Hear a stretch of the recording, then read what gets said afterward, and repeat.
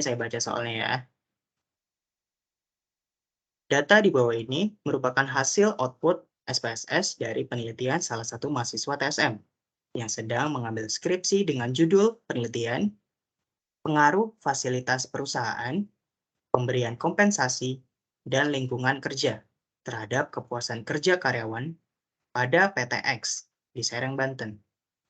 Saudara diminta untuk membantu mahasiswa tersebut untuk menguraikan arti dari hasil output SPSS ini dengan menggunakan tingkat keyakinan 95%. Nah, pertanyaan pertama, tentukan persamaan regresi linear berganda serta jelaskan arti. Oke, kita bahas satu-satu. Nah, ini hasil output SPSS-nya. Oke, untuk menentukan persamaan regresinya, tadi udah sempat kita singgung juga sedikit. Nah, jadi kita lihat dari unstandardized coefficient. Terus kita lihat yang di kolom B ini. Nah, bisa kita dapetin persamaannya sekian. Jadi ini dari sini ya. Sini.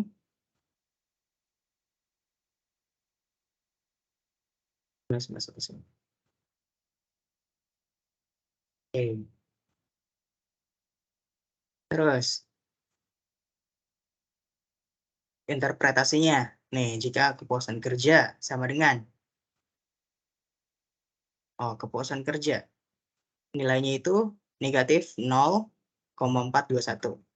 Jika variabel independen bernilai 0, maka kepuasan kerja akan bernilai negatif 0,421. Terus, jika variabel dependen bernilai 0, maka variabel independen masing-masing akan naik sebesar. Karena dia nilainya positif semua juga ya. Jadi dia naik.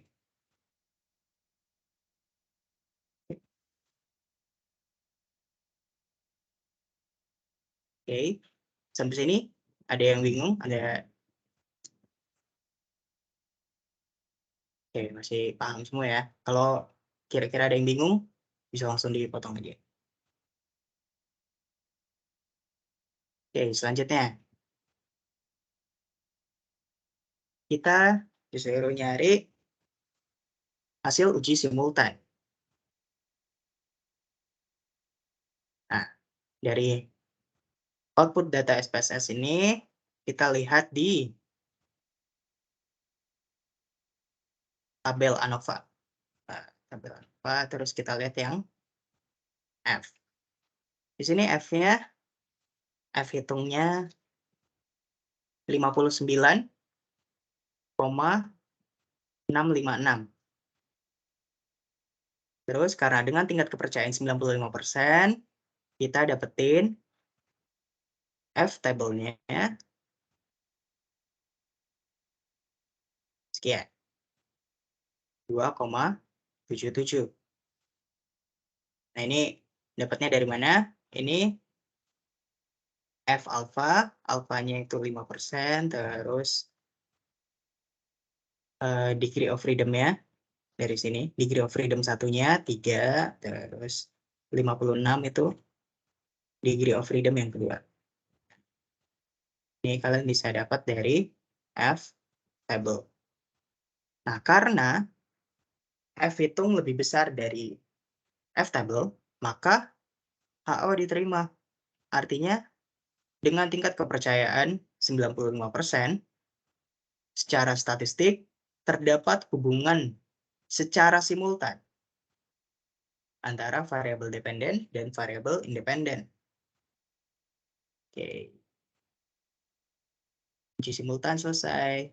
Nah, selanjutnya di sini uji parsial, uji t-test. Nah, tadi kan di tabelnya ANOVA, sekarang di tabel koefisien. Tabel koefisien, kita lihat yang P-nya ini. Oke. Di sini juga ada syaratnya. Jika T0 lebih besar sama dengan dari T alpha T-table, maka HO ditolak. Jika T0 T hitung lebih kecil dari T-table, maka HO diterima. Nah, variabel 1 dulu, yang X1, fasilitas. Nilai T-nya 3,748.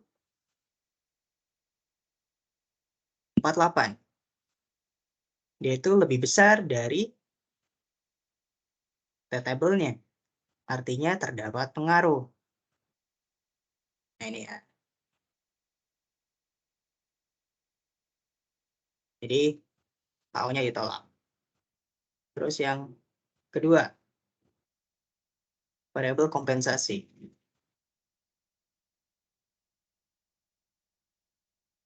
Di sini T hitungnya dari output diketahui 2,784.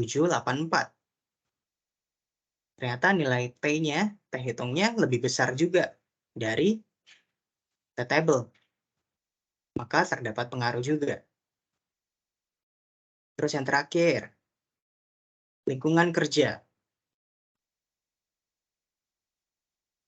Di sini diketahui output dari T hitungnya 3,780. Variabel yang ketiga, X3, lebih besar juga. Lebih besar dari T-table-nya. Terdapat pengaruh. Nah, oleh sebab itu,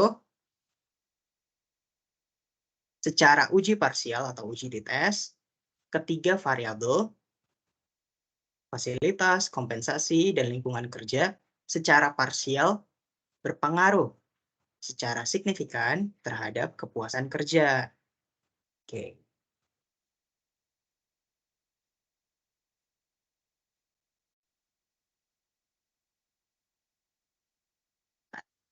Nah, selanjutnya kita mencari koefisien korelasi dan koefisien determinasi dari output SPSS.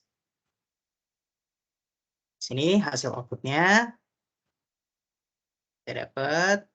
Terus di sini kita lihatnya dari tabel model summary. Nilai koefisien korelasinya itu kita dapetin dari R-nya. R-nya di sini menunjukkan angka 0,873. Nah, arti dari korelasi ini artinya terdapat korelasi yang sangat kuat antara variabel dependen dan variabel independen. Jadi dia semakin mendekati satu, ini satu, semakin dia mendekati satu, jadi korelasinya semakin kuat. Semakin dia menjauhi dari satu, korelasinya akan semakin lemah. Selanjutnya, ada koefisien determinasi. Koefisien determinasi dapatnya dari R². Sini nilainya 0,762. Nah, artinya apa? Artinya variabel independen berkontribusi besar terhadap variabel dependennya. Nah, pokoknya dia kalau di atas 0,5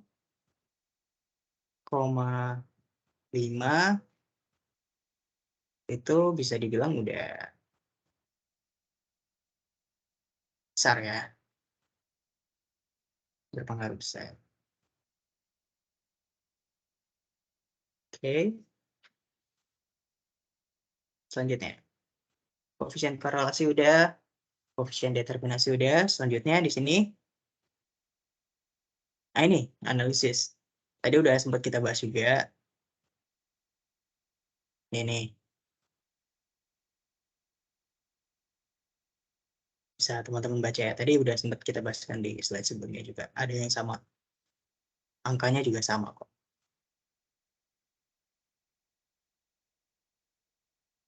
Oke. Selanjutnya, di soal diminta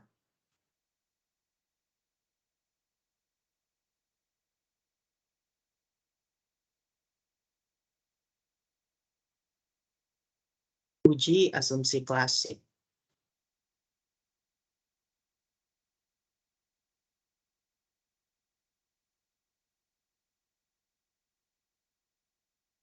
Yang F, poin F. Melakukan pengujian asumsi klasik yang diperlukan dalam analisis regresi berganda. Dan menuliskan kesimpulannya. Oke. Nah, ini. Yang pertama, uji asumsi klasiknya itu multikolinearitas. Oke, ini kita dapat data output SPSS-nya. Kita lihat di tabel koefisien. Terus langsung kita perhatiin lagi di VIF-nya. Nah, di sini menunjukkan bahwa variabel fasilitas, kompensasi, dan lingkungan kerja itu memiliki nilai VIF-nya lebih kecil dari 10. Artinya tidak ada multikolinearitas.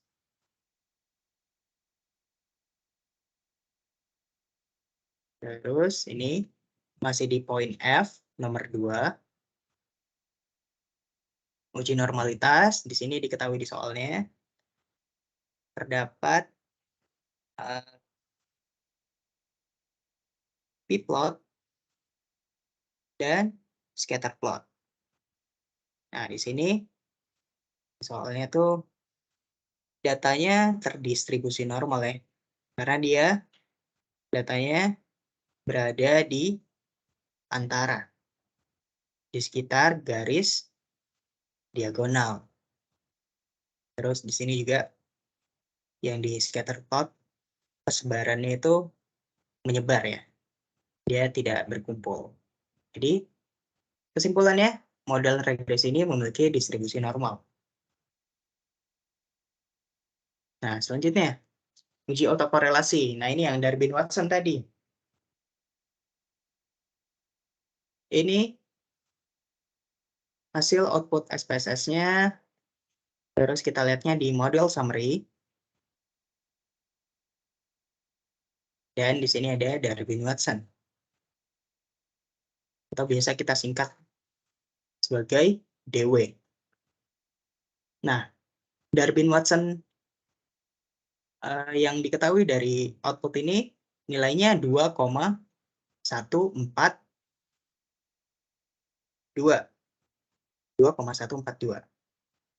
Nah, sedangkan data yang baik itu jika datanya tidak terdapat autokorelasi.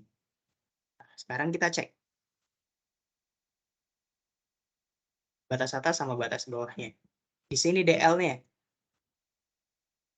Nah, ini DU sama DL ini bisa teman-teman cari di tabelnya Darwin-Watson. Tabel DW,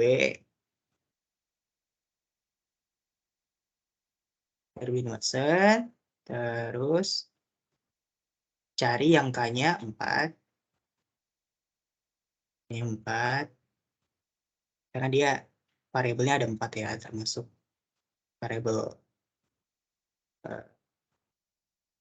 dependen dan independen. Angkanya sama dengan 4.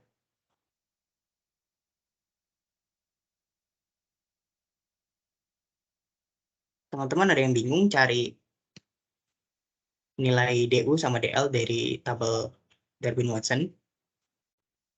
Jadi tadi kan variabelnya ada 4 ya.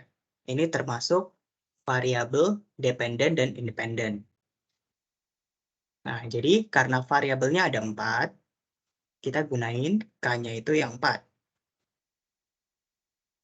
Terus di sini ada batas bawah, sini ada batas atas. N-nya itu dari mana? N-nya itu dari soal. Dari output SPSS-nya. Coba kamu sambil perhatiin lagi. Jumlah sampelnya itu ada berapa? Coba. Coba dicek. Saya tunggu.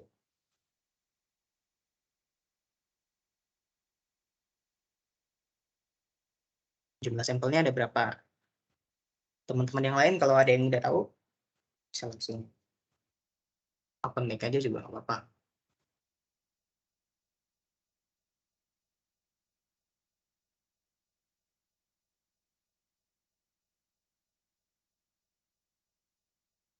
Ya.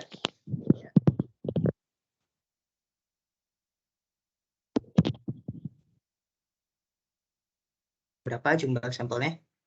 Atau bingung? Cara tahu sampelnya dari mana? Aku. Gimana? Iya kok masih bingung cara cari sampelnya. Oh, bingung. Oke. Ini, oh iya, ini info tabel Darwin-Watson-nya ini juga disertakan ya, dilampirkan di soal UAS tahun kemarin. Jadi filenya ini ada di bawahnya soal UAS. Nah, kita lihat jumlah sampelnya.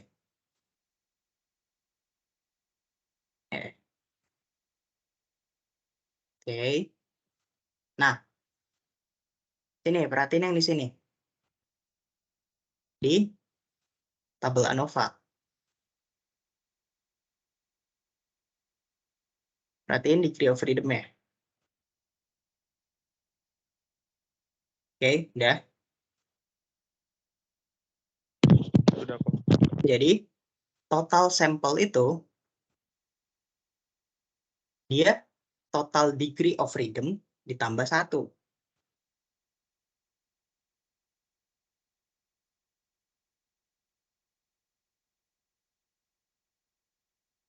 Ini kan total degree of freedom-nya 59. Terus kalau ditambah 1 jadi berapa? 60. Nah, itu jumlah sampelnya. Jadi kalau nanti besok ujian, cara nyari jumlah sampelnya itu sebenarnya, kalau di soal kan misalnya, baca soalnya nih, bla bla bla bla bla, tapi nggak diketahui jumlah sampelnya berapa. Nah, kita lihatnya dari sini. Dari ANOVA, terus kita perhatiin degree of freedom-nya. DF-nya, totalnya. Totalnya berapa? Nih, total degree of freedom-nya 59, kita tambahin 1. Gitu. Oke, udah dapet kan? Jumlah sampelnya, balik lagi ke Darwin-Watson. Halo, masih ada yang tadi nanya? Masih hadir? Masih kok, masih. Oke. Nah, tadi variabelnya ada 4. Jadi, karena variabelnya ada 4, kita gunain K-nya itu 4. Oke. Terus, karena jumlah sampelnya ada 60, kita perhatiin di sininya, N-nya. Ke bawahnya itu 60. Ke bawah. Nah, di sini. 60, terus yang 4. Nah, di sini 5, sini berarti 4. Coba di-highlight.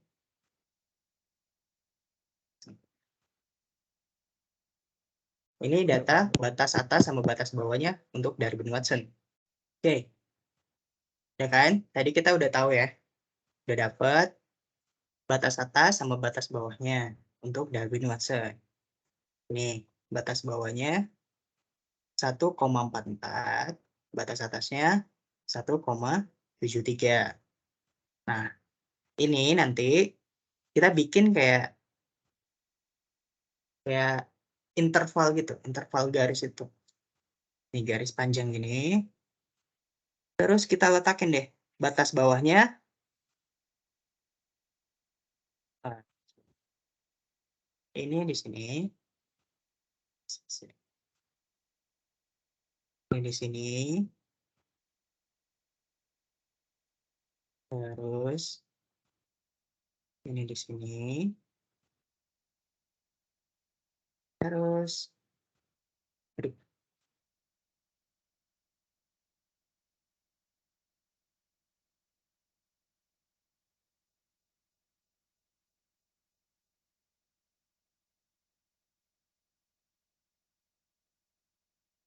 ini tadi di sini. Tadi di sini. Ini sini. Yang ini juga di sini. Nah, ini 4 dikurangin batas atas, 4 dikurangin batas bawah. Tahu kan alurnya dari mana? Jadi 4 dikurangi 1,73. Dapat hasilnya segini. Terus 4 dikurang 1,44. Dapat hasilnya segini. Nah, setelah kita tahu batas atas sama batas bawahnya, kita udah dapetin interval yang ada di sini, terus juga di sini. Ternyata nilai Darwin-Watson yang ada di output SPSS itu nilainya 2,142. Otomatis dia ada di sini kan? Dia tidak ada di sini, atau di sini, atau di sini. Dia ada di sini, di daerah yang tidak ada autokorelasi. Artinya, model regresi ini tidak terdapat autokorelasi. Lanjut. Oke, kita lanjut ya. Kalau ada yang bingung, bisa langsung open mic atau raise hand juga, nggak apa-apa. Lanjut. Ini soal terakhir. Di soal nomor 2. Pertanyaan terakhir di soal nomor 2. Apakah persamaan regresi ganda tersebut layak digunakan dalam peramalan? Jawabannya apa? Jawabannya layak dong. Karena dia udah lulus uji ya. Dia udah lulus uji multikolinearitas, udah lulus uji autokorelasi, terus dia datanya juga terdistribusi normal. Jadi dia bisa digunakan untuk peramalan. Oke, soal nomor 2 selesai. Ada yang mau ditanya? Untuk soal nomor 2, ada yang masih bingung? Kalau nggak ada, kita lanjut ke materi terakhir, statistik non-parametrik.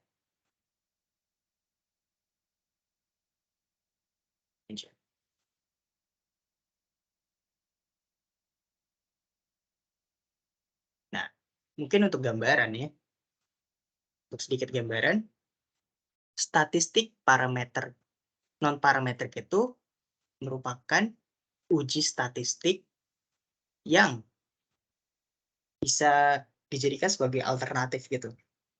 Jadi jika data yang kita miliki, dia ternyata tidak memiliki parameter, kita bisa menggunakan uji statistik non-parametrik ini. Nah, di uji statistik non-parametrik ini terdapat beberapa uji. Salah satunya Wilcoxon. Nah, Wilcoxon ini biasa muncul juga nih. Muncul juga di soal ujian akhir. Oke, kita bahas uji Wilcoxon. Uji Wilcoxon itu tidak hanya melihat tanda plus atau minus dari suatu perbedaan. Jadi, ada satu lagi. Sebenarnya ada satu uji statistik non-parametrik yang namanya itu sign test. Nih, sign test.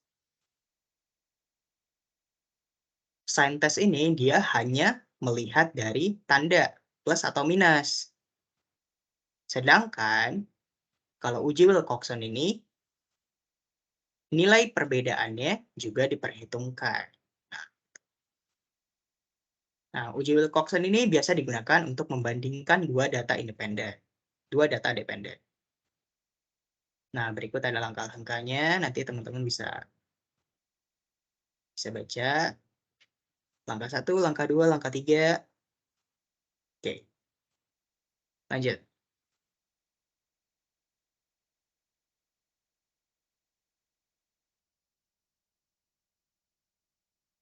Bentar.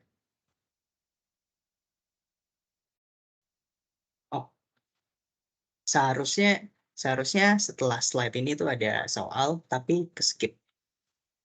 Nanti dia soal uji Wilcoxon ini bakal muncul di akhir, di soal nomor 4. Oke, kita bahas dulu yang uji korelasi peringkat dari Spearman. Nah, uji ini digunakan untuk menghitung dan menguji korelasi atau hubungan untuk data yang berbentuk ranking. Nah, berikut ada langkah-langkahnya. Yang pasti kalau melakukan uji-uji, itu pasti langkah pertamanya itu kita harus menentukan hipotesisnya dulu. Kalau teman-teman perhatiin semuanya itu pasti harus ada hipotesisnya dulu. Langkah kedua berikut, terus langkah ketiga, ini ada rumusnya nanti kita gunain. Rumus untuk menghitung kriteria pengujian. Terus ada berikut untuk rumus menghitung T0. Oke, lanjut. Kita masuk ke soalnya. Yang uji korelasi peringkat dari Spearman. Saya baca soalnya. Badan Penanaman Modal sedang melakukan pengkajian terhadap perjanjian pembiayaan untuk kepentingan pendanaan investasi. Dalam kajian ini hanya memusatkan perhatian pada aset lembaga dan kinerja selama 5 tahun terakhir. Oke, fokusnya itu pada aset dan tingkat keuntungan kinerja. Pertanyaannya adalah, apakah tingkat keuntungan atau rate of return berhubungan dengan aset perusahaan? Nah, di sini ada datanya. Sampelnya 9 perusahaan. 9 perusahaan yang bergerak dalam bisnis keuangan telah dipilih secara acak.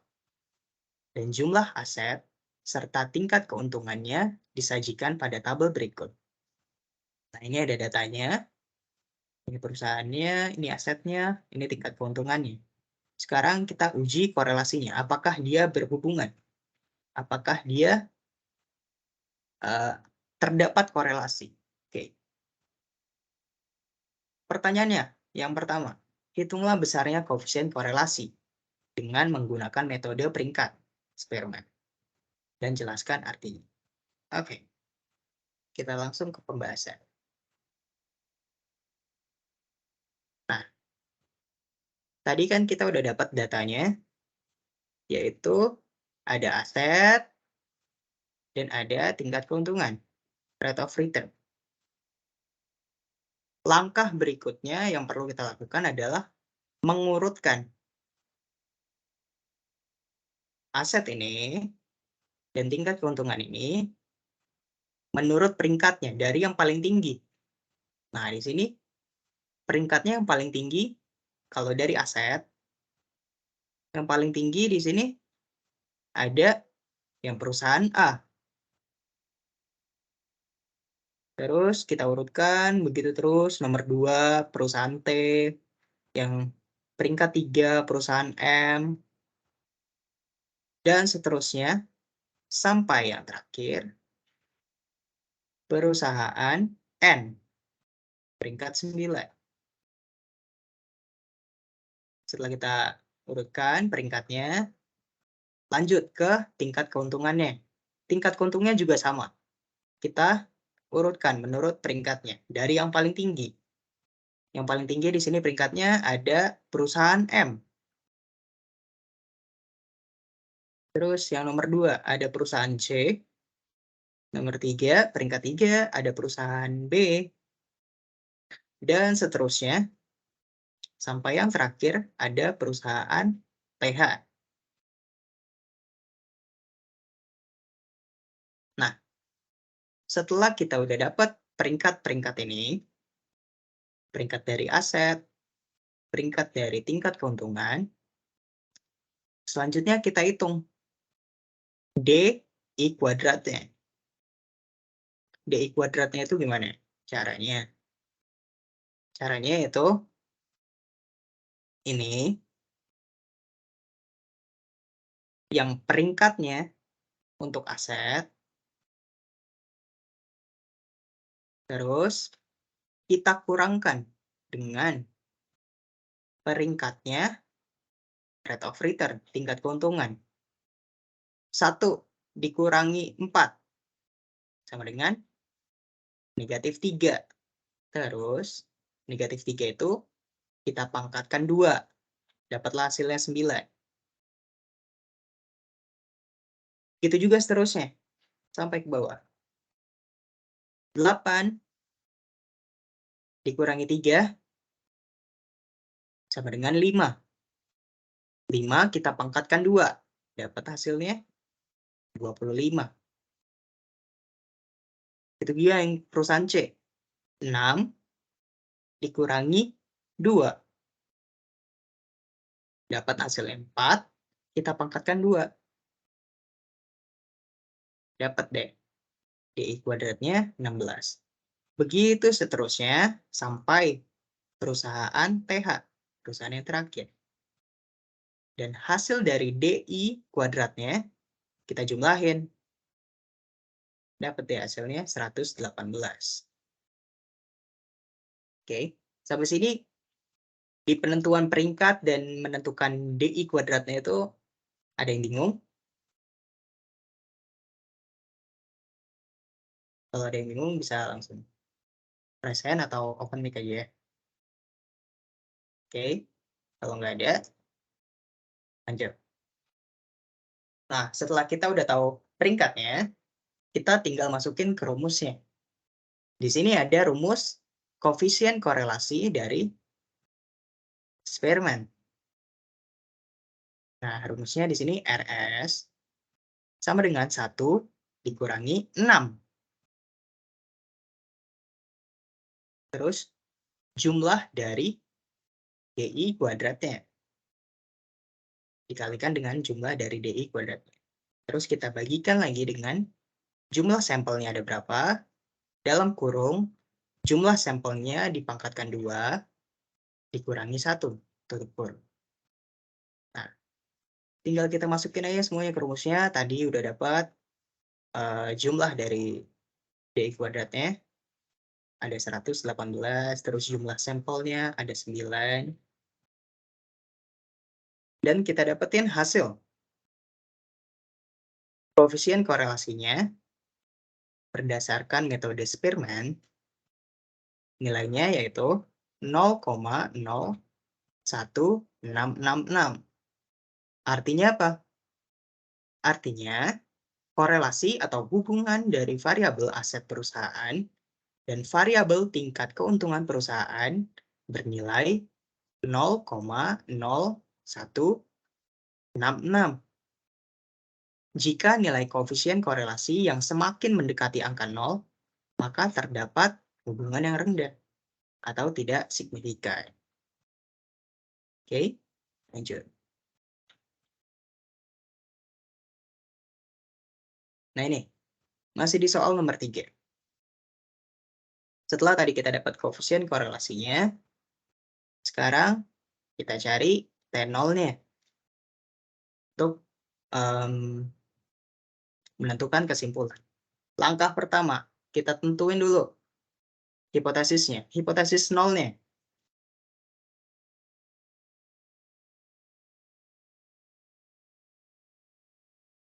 Hipotesis nolnya, tidak terdapat hubungan antara tingkat keuntungan dengan aset perusahaan. Hipotesis alternatifnya, terdapat hubungan antara tingkat keuntungan dengan aset perusahaan? Oke, kita cari. Yang pertama kita cari dulu T-table-nya, T-alpha-nya. Di sini T-alpha-nya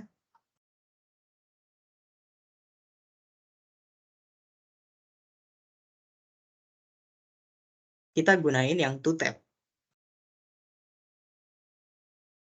Karena kita gunain yang two-tail, jadi alfanya itu dibagi 2.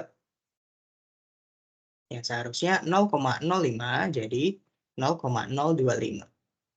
Sini jadi T alfanya, T alfa per 2-nya, T 0,025 dengan degree of freedom, jumlah sampelnya dikurangi 2. 9 dikurangi 2, 7.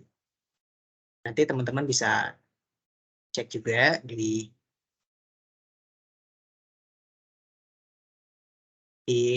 tabel T-nya, nanti hasilnya segini. 2,365. Nah, setelah kita dapat T-table-nya, kita cari T hitungnya, T0-nya. Nah, berikut ada rumusnya. T0 sama dengan koefisien korelasi akar sampel dikurangi 2 dibagi akar 1 dikurangi koefisien korelasi pangkat 2. Sama dengan, tinggal dimasukin aja data-datanya. Tadi kita dapetin koefisien korelasinya 0,0166. Terus diakarkan 9 dikurangi 2 dibagi 1 dikurangi 0,0166 pangkat 2. Sama dengan hasilnya 0,0439. Kesimpulannya gimana? Kita bandingin. T0-nya ternyata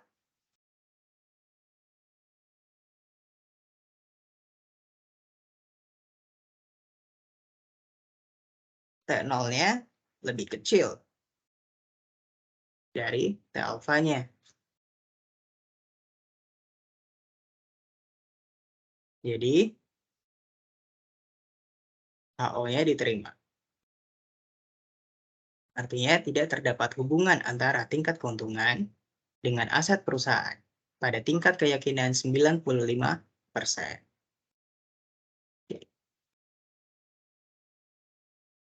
Oke, soal nomor 3 selesai. Teman-teman ada yang bingung? Ada yang mau ditanya? Kalau nggak ada, kita lanjut ke soal nomor 4. Nah, ini dia yang tadi. Uji Wilcoxon.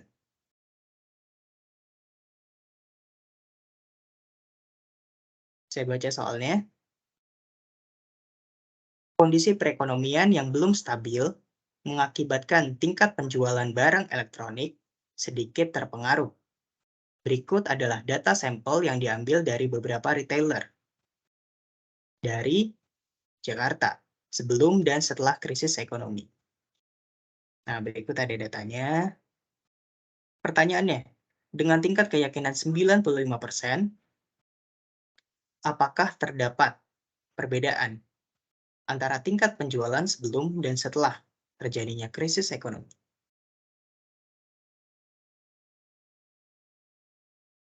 Nah,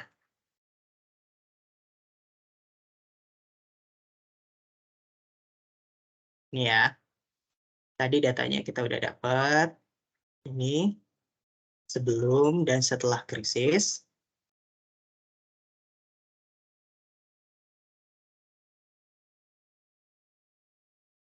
Terus langkah berikutnya. Langkah berikutnya kita cari selisihnya. Selisih dari sesudah dengan yang sebelum. Di sini yang pertama selisihnya yaitu negatif 20. Selisih yang kedua 150 dikurangi 120 jadi plus 30. Terus yang ketiga 230 dikurangi 200. Dapat selisihnya plus 30. Nah, begitu seterusnya sampai akhir, sampai yang paling bawah, 125 dikurangi 120, dapat hasilnya, selisihnya 5. Nah, kan di sini nilainya ada yang positif dan negatif. Ada yang negatif 20, ada yang plus 20. Nah, kita mutlakkan saja nilainya. Selanjutnya, langkah berikutnya, dimutlakkan nilainya. Jadi, yang negatif jadi positif, yang positif tetap positif. Ini bisa dilihat di sini. Setelah kita mutlakkan, kita berikan peringkat. Kita berikan ranking. Sama ya seperti uji Spearman tadi. Kita berikan peringkat, tapi yang kali ini dari yang paling rendah. Yang pertama itu yang paling rendah. Jadi, yang selisihnya paling rendah ya. Jadi yang pertama itu di sini ada yang nilainya 5, terus yang berikutnya ada yang dinilainya 20. 20 di sini ada 3. Dan seterusnya. Sampai yang terakhir. Yang nilainya 50. Dia peringkat 9,5.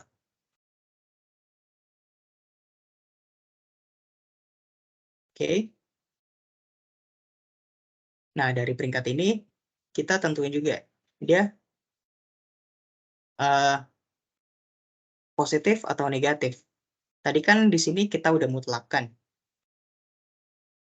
Di sini kita udah mutlakkan, tapi di sini setelah diperingkatkan, dirankingkan, kita pisahkan lagi dia menurut yang positif atau negatif. Tadi yang di sini yang pertama negatif 20. Jadi rankingnya itu termasuk rankingnya negatif. Terus yang kedua di sini plus 30. Jadi dia masuk ke ranking yang positif. Dan seterusnya sampai di sini ada yang negatif 38. Selisihnya negatif 38. Oleh karena itu, rankingnya dia di yang negatif.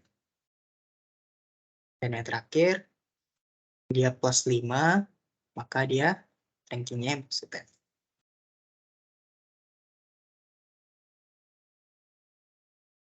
Sudah kita rankingkan, terus kita jumlahkan.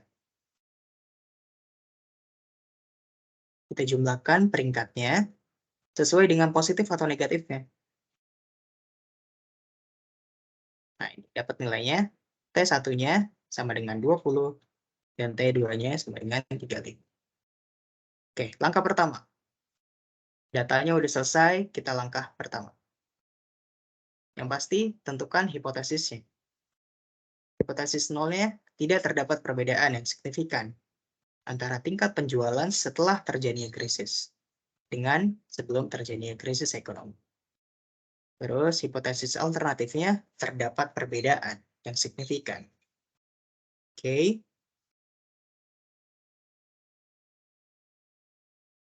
Selanjutnya, di sini kita masuk ke langkah 2.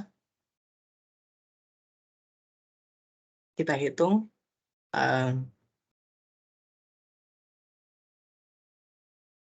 T-table-nya. T0,05. Terus sampelnya tadi ada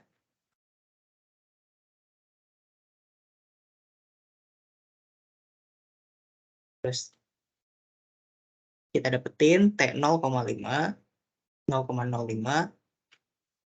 dengan degree of freedom 10, dapat nilainya 8. Terus langkah ketiga, kita memilih antara T1 dan T2. Yang kita pilih adalah T2. Oke.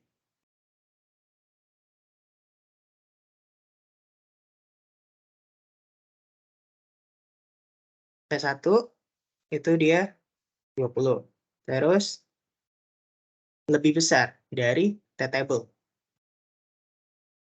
T-table-nya itu 8. Oleh sebab itu, kesimpulannya HO tidak ditolak atau HO diterima. Maka kesimpulan akhirnya, tidak terdapat perbedaan yang signifikan antara tingkat penjualan setelah terjadinya krisis dengan sebelum terjadinya krisis.